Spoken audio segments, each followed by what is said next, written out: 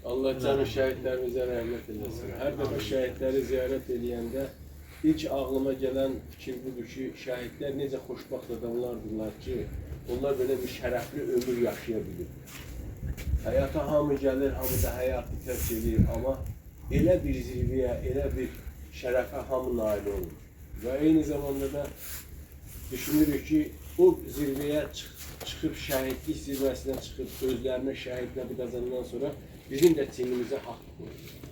O haqq ondan ibarətdir ki, biz gərək hamılıqla daim onları yaşadaq, daim onları xatırladaq. Ən azından ona görə ki, bugünkü firavan həyat üçün, bugünkü azadlıq üçün, bugünkü rahat yaşayış üçün biz hamımız onlara borçluyuq.